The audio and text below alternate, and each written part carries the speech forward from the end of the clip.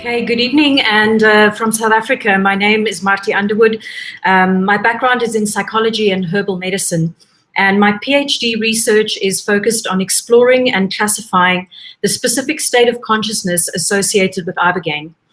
I conduct my research with clients who voluntarily opt in and receive treatment at the Magalies Wellness Center, which is an established Ibogaine clinic in South Africa. I'm a proud professional affiliate of the Galileo Commission.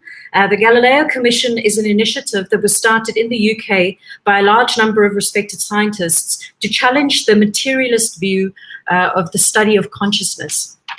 So what do we know about the Ibogaine state of consciousness? Well, the Ibogaine journey consists of 3 distinct phases. The visual phase, lasting the first 6 to 8 hours approximately. The cognitive phase, lasting the next 12 to 24 hours, and the consolidation phase, which is really the last hours of the 36-hour to 48-hour journey. Now, since the late 1960s, the Ibogaine state of consciousness has been referred to as onorephrenic.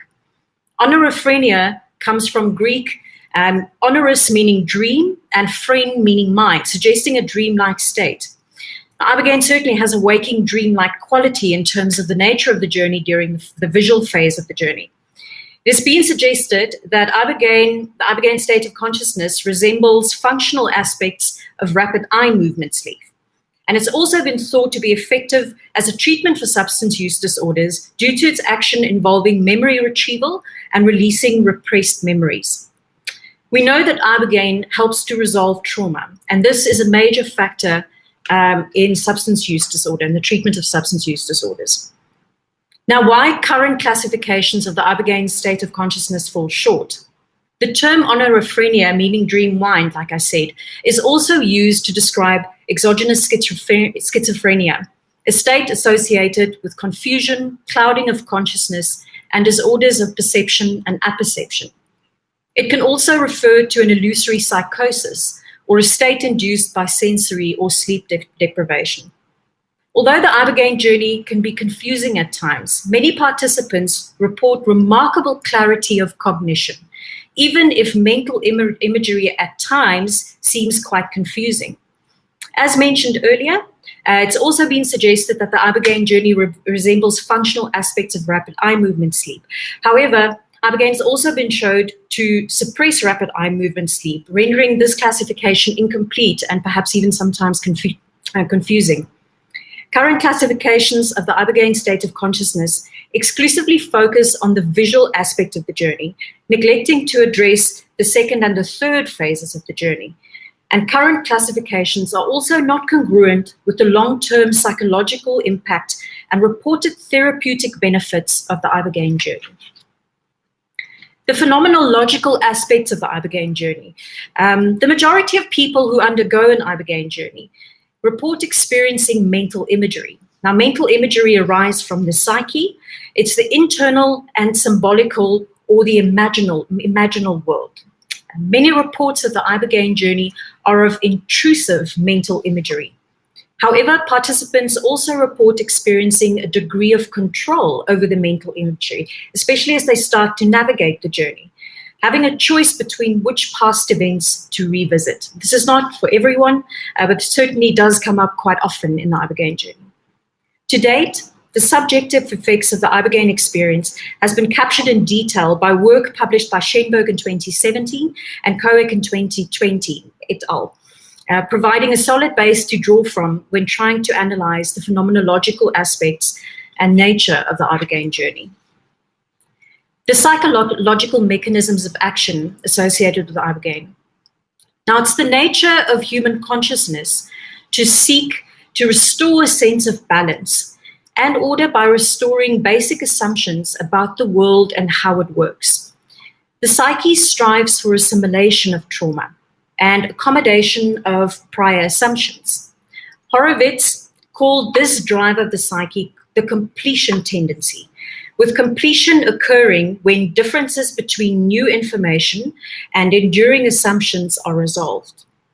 Some participants experience loops during the Ibogaine journey. A loop is an ongoing repetition of mental image or a sequence of mental imagery. Applied to the tendency of the psyche towards completion, Ibogaine loops are representations of images or sequences that repeat until the contents held in the active memory are actively terminated. It suggests a process of completed cognitive processing that redefines what the mind stores in active memories.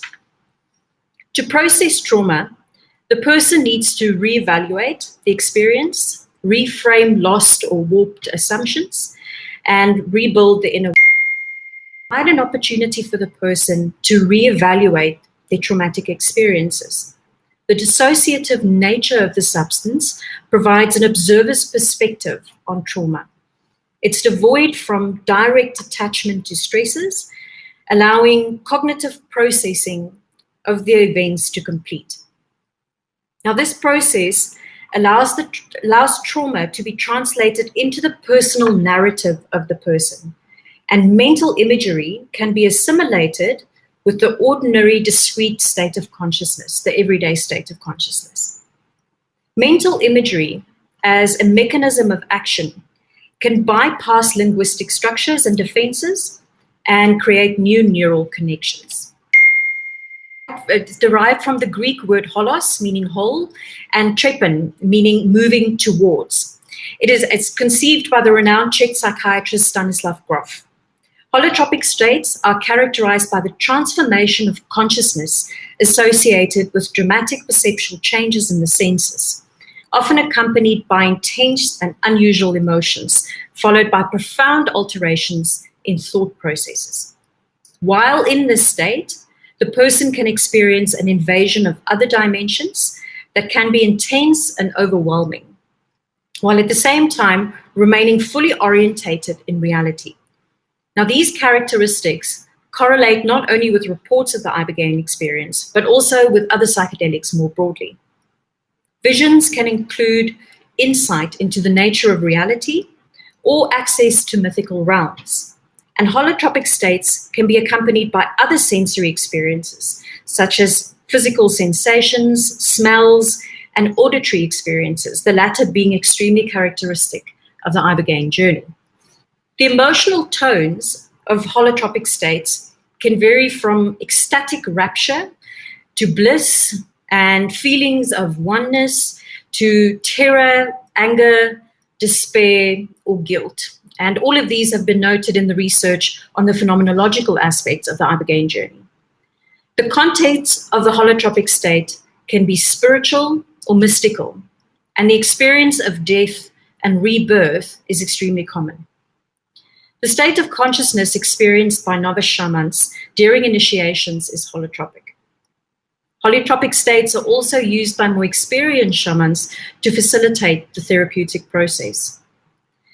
This therapeutic process refers to the transformation of the self concept, including the self narrative. Who am I? How do I relate to others in the world?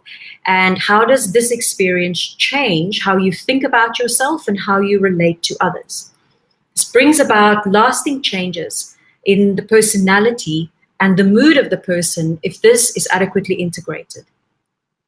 Another significant aspect regarding the parallels between the waking dream state of Ibogaine and other psychedelic states and holotropic states is the effect on thought processes. During the Ibogaine journey, the intellect is not impaired, yet it functions in a distinctly different way from its everyday manner of thinking. Holotropic states can bring about profound psychological insights concerning the personal history and unconscious dynamics of the individual, while receiving revelations about various aspects of the nature of reality that transcend our emotional and our intellectual background. Now, can we measure holotropic states? While a few ways of inducing holotropic states certainly exist, there are very few tools at the moment for measuring holotropic states. One tool that has been used in hypnosis and shamanic drumming is the phenomenology of consciousness inventory, or the PCI.